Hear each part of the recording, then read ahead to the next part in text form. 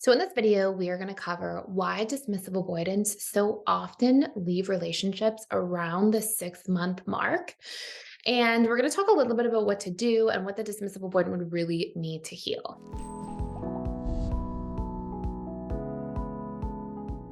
So first and foremost, if you're not already familiar, the dismissive avoidant attachment style is one of four major attachment styles or love styles in relationships. We all have an attachment style, and the dismissive avoidant out of the four is the one who tends to fear commitment the most, be the most private, often the most secretive, try to keep people at a distance to quite a strong degree, and they tend to be afraid of deep commitment, emotional connection, vulnerability at a subconscious level. So, we'll cover in this video three major things that you really need to know that will help to explain this. One of the first things is that dismissive avoidants are very afraid of vulnerability. So, if you imagine in the dating stage of relationships, and by the way, here's another thing just to preface. Every relationship tends to have 6 stages. This is based on the work of Dr. Susan Johnson, but I've separated out the dating and the honeymoon stage because I think it's important to do so. So we've got the dating stage, then the honeymoon stage, which is really once we've made that commitment. And then we go through a power struggle stage. And then if we get through that, which is the stage where most people will end up breaking up, we go into stability, commitment, and bliss stages. So in this dating stage, which generally lasts about 6 months, when we think of a dismissive avoidant and their fears of vulnerability, in those early stages, it's not so vulnerable yet. In those early stages, it's like, oh, you can sort of be yourself and your guard's not let down too much. You haven't really let somebody in. Even if there's a lot of connection and chemistry, that dating stage is more the fun stage. It tends to be a little bit more of like the masked stage or the more superficial stage to a certain degree. And it's not saying that, everybody's so superficial.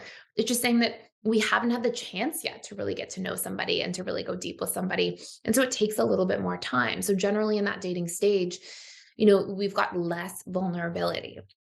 So what ends up happening is the more that vulnerability is required, vulnerability itself tends to be a huge core wound and core fear for the dismissive avoidant attachment style. And they're generally, because the dating stage usually lasts around 0 to 6 months, um, generally what we'll see is the more that vulnerability is required, the more that there's this need for commitment and to move into the next stage, being the honeymoon stage around that 6 month mark, the more there's pressure there, the more dismissive avoidants are going to feel trapped. So vulnerability is a huge core fear, and that's one of the biggest reasons. And the way I like to think of vulnerability is that the dismissive avoidant is in their feelings minus their fears. And so their feelings can be there in the dating stage because there's not a lot to be afraid of yet. But as the dating stage progresses and it becomes more serious, a little bit deeper, a little more vulnerable, that's where you're going to see those fears really come up. And this is where you may see the dismissive avoidant attachment style do things like suddenly kind of ghost people or suddenly change their tune almost completely, where everything was great. And, within a week or two, there's this massive change seemingly out of nowhere. But it may seem out of nowhere in the context of the relationship itself, because maybe there wasn't a fight or an argument or anything that happened.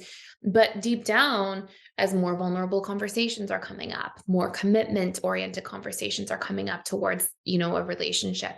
This is where the DA may start to kind of panic and shut down. And it's these internal things that were lying dormant at the subconscious level of mind that are now arising. And so while it may seem out of nowhere from the person on the receiving end, it's not really out of nowhere in the context of the dismissive avoidance internal world. So that's a big part of number one. Number two is you want to recognize as well that dismissive avoidants struggle to understand emotional connection. And it's not because they're not like intellectually capable. They tend to be very intellectually smart, equipped people, but they usually didn't have a lot of emotional modeling in a healthy way growing up. So they often found themselves in situations where the intellectual pillars of life were really strong, but the emotional were not. And you'll see if you pay close attention when you're trying to recognize if somebody's a dismissive avoidant, they're usually charming and charismatic and really good at holding conversations intellectually. But if you start asking them like more emotionally based things, they may actually start to push back, deflect, avoid, change the conversation, get restless, become impatient. Um, and part of that is their nervous system function, right? Like deep down, it makes them feel uncomfortable. And so they have these subconscious mechanisms that come up to try to kind of block and buffer out those types of feelings and experiences. So it's a big reason why you'll see a lot of these dynamics for the dismissive avoidance. So that's number two. And number three, dismissive avoidants also have core wounds around feeling trapped, helpless, pressure. They really don't like to feel. It makes them feel those trapped and helpless feelings. And so the more there tends to be this dynamic, and by the way, if since we're talking about this, if you want to do a deep dive into like understanding core wounds of each attachment style, how to reprogram them, and also understanding what attachment style you are, a really powerful course for this is the Emotional Mastery and Belief Reprogramming course. And this really targets the subconscious mind and what core wounds we've picked up along our lives, how they're impacting relationships, and how to actually recondition them so we can let these things. Think of your core wounds as being like the baggage that you carry, for lack of better words, because when we get imprinted by past traumatic events, they stick with us in our subconscious mind as a wound, as a fear, essentially. And then what happens is we take our subconscious mind with us everywhere. So we constantly reproject out that fear onto our future. If you have ever had your trust betrayed, you may fear betrayal in your future relationships. If you've felt abandoned in the past, you project that fear. If you feel afraid of being trapped because you felt that way in the past, or helpless or pressured, you project that. And so you'll see these different dynamics. And if you want to do a deep dive into that course, you can check it out using the link down below for free for 7 days. It's an hour and a half, maybe 2 hour course. It's slightly longer, the emotional mastery one, but 2 hours will help you like really learn the exact tools you need to break through those things and stop carrying them with you from relationship to relationship. So free for 7 days, use the link below, check it out. And so going back to this, when we see dismissive avoidance in this dynamic, right, where they carry their baggage, quote unquote, I don't usually like using that word because I feel like it sounds kind of like derogatory.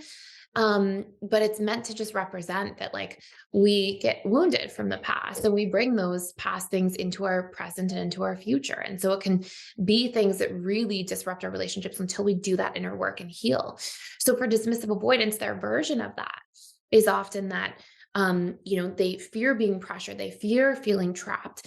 And so then they project that out, and sometimes moving towards more monogamy, more commitment, the honeymoon stage, more seriousness, because it tends to happen around the 6 month mark, 5 month mark, right in and around that area, sometimes 4 months at the earliest.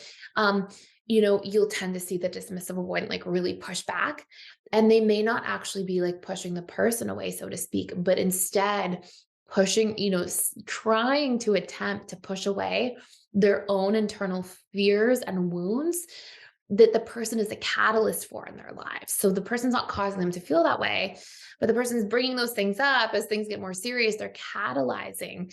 But the DA can't tell the difference, right? They just feel like, okay, something doesn't feel comfortable for me. It seems to be about this person or having to do with this person. Let me push that person away as a strategy to keep myself feeling comfortable and safe.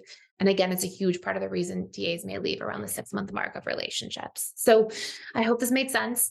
I'm sorry if you hear my printer going off in the background. If you enjoyed this video, please consider subscribing to this channel. I literally make videos every single day. So if you don't want to miss any, we talk about integrated attachment theory, which is the new attachment theory, the subconscious mind, how to really heal and really move the needle on things, and how to understand our core wounds and our boundaries and needs, and become really masterful at doing this so we can have thriving relationships in our lives. So anyways, please subscribe if you enjoyed this video, and hit the notification bell because I put out literally a video every single day. So I will see you tomorrow if you are a subscriber. And that's it for today. Thank you so much for watching and for being here. And again, if you want to do a much deeper dive, check out that course for free for 7 days. I'll make sure it's linked down below.